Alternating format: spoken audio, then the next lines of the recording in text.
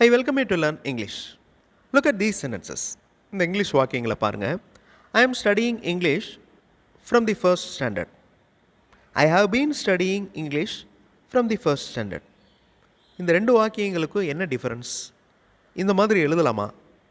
இப்போ இந்த வாக்கியங்களை பாருங்க. He has been eating fruits from his childhood. அவர் குழந்தை பருவத்திலிருந்தே fruits சாப்பிட்ருக்கிறாரு. He has been eating.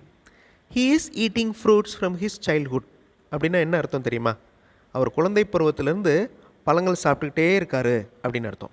அதாவது அவர் வேறு வேலை எதுவுமே செய்யலை, பழங்கள் தான் சாப்பிட்டுட்டே இருக்கார் அப்படின்னு அர்த்தம். ஒரு செயல் நம்ம பார்த்துக்கிட்டு இருக்கிறப்ப நடந்துக்கிட்டு இருக்கு அப்படின்னா அதை ப்ரெசன்ட் கண்டினியூஸ் டென்ஸில் சொல்லணும். I am studying, he is working, we are learning. இதுவே ஐ ஹாவ் பீன் ஸ்டடியிங் அப்படின்னு சொன்னால் என்ன meaning, he has been working அப்படின்னு சொன்னால் என்ன மீனிங்? இந்த வீடியோவில் இந்த ரெண்டு டென்சஸ்க்கும் இருக்கிற டிஃப்ரென்சஸ் ஈஸியாக உங்களுக்கு புரியும். I welcome you to the channel Sentax. உங்களுடைய ஸ்போக்கன் இங்கிலீஷ் ஸ்கில் நல்லா டெவலப் ஆகணும், அதுக்கு வீடியோஸ் அப்லோட் பண்ணியிருக்கேன்.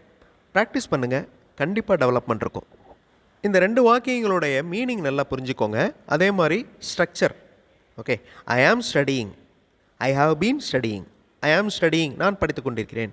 ஐ ஹாவ் பீன் ஸ்டடியிங், நான் படித்து கொண்டே இருக்கிறேன். மீனிங் ஒரே மாதிரி தெரிஞ்சாலும் ஒரு வித்தியாசம் இருக்குது. ஹீ இஸ் ஒர்க்கிங், அவர் வேலை பார்த்து கொண்டிருக்கிறார். ஹீ ஹாஸ் பீன் ஒர்க்கிங், அவர் வேலை பார்த்து கொண்டே இருக்கிறார். இப்போ எலாபரேட்டிவாக பார்க்கலாம். ஐ ஆம் ஸ்டடியிங், நான் படித்து கொண்டிருக்கிறேன்.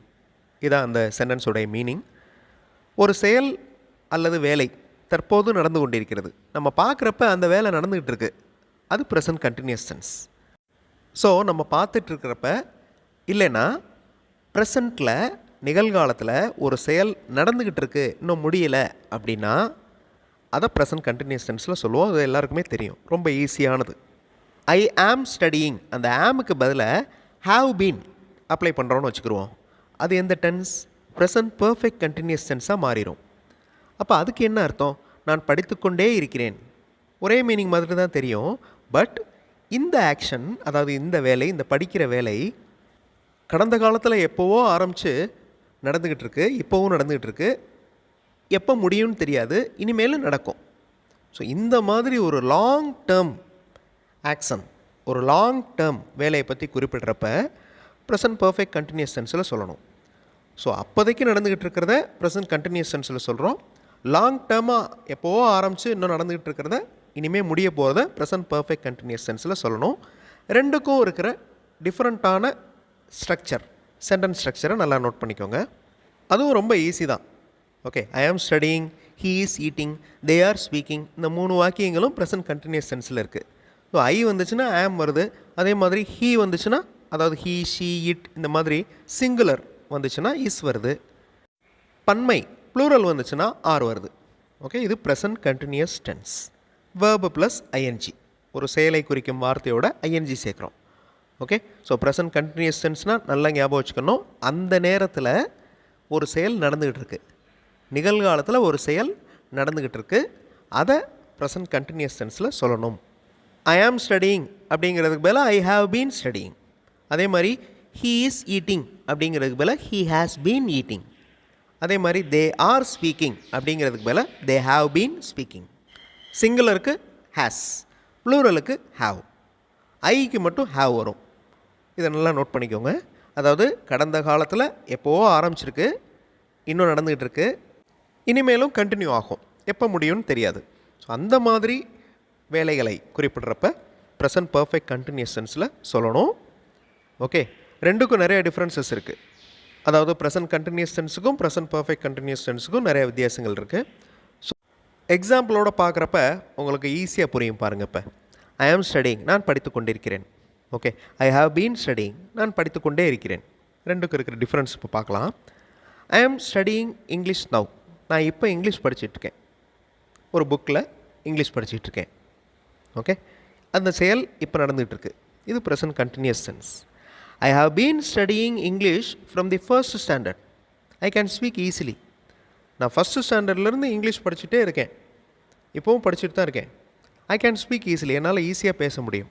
இது வந்து ஒரு லாங் டேர்ம் ஆக்ஷன். இது ப்ரெசன்ட் பர்ஃபெக்ட் கண்டினியூஸ் டென்ஸில் இருக்குது.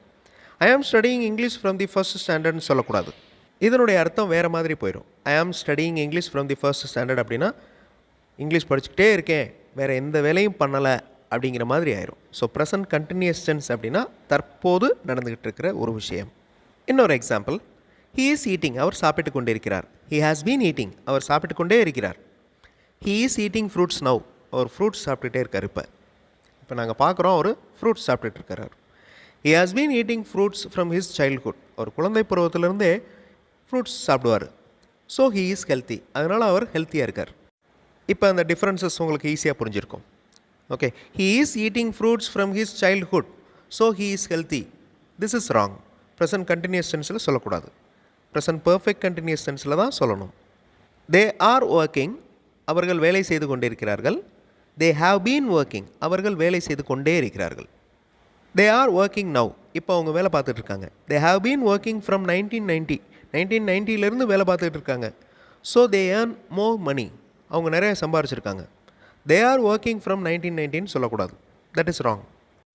இங்கிலீஷ் மாடல் சென்டென்சஸ் இருக்கிற வீடியோஸ் இன்னொரு சேனல் சென்டாக்ஸ் ப்ளஸில் அப்லோட் பண்ணியிருக்கேன். ஒவ்வொரு மாடல் சென்டென்ஸையும் நல்லா அப்சர்வ் பண்ணி அதே மாதிரி நீங்கள் உங்களுடைய ஓன் சென்டென்சஸ் ஃப்ரேம் பண்ணி ப்ராக்டிஸ் பண்ணலாம். ரொம்ப யூஸ்ஃபுல்லாக இருக்கும். அந்த சேனல் வீடியோஸையும் பாருங்கள். Now this is your turn. Look at these sentences. இந்த வாக்கியங்களை பாருங்கள். இந்த வாக்கியங்களில் எந்த வாக்கியம் ராங் டென்ஸில் சொல்லப்பட்டிருக்கு. ஓகே, வீடியோ பாஸ் பண்ணிக்கோங்க. ஒவ்வொரு சென்டென்ஸாக பொறுமையாக ரீட் பண்ணி பாருங்கள். அர்த்தம் ஈஸியாக உங்களுக்கு புரியும். கரெக்டாக ப்ரெசன்ட் கண்டினியூஸ் டென்ஸில் கரெக்டாக சொல்லப்பட்டிருக்கா, இல்லை ப்ரெசன்ட் பர்ஃபெக்ட் கண்டினியூஸ் டென்ஸில் சொல்லாமல் கண்டினியூஸ் டென்ஸில் நார்மல் கண்டினியூஸ் டென்ஸில் சொல்லியிருக்கா அப்படிங்கிறத செக் பண்ணி பாருங்கள்.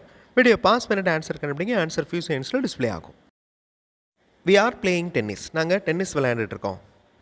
ஓகே, அது correct. We have been playing tennis from our school days, school டேஸ்லேருந்து நாங்கள் tennis விளையாண்டுட்ருக்கோம்.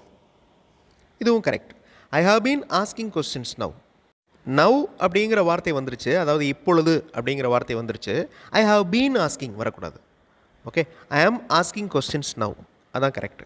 You have been explaining every time when they ask, இது okay. You are explaining every time when they ask அப்படிங்கிறது wrong. Now look at these sentences.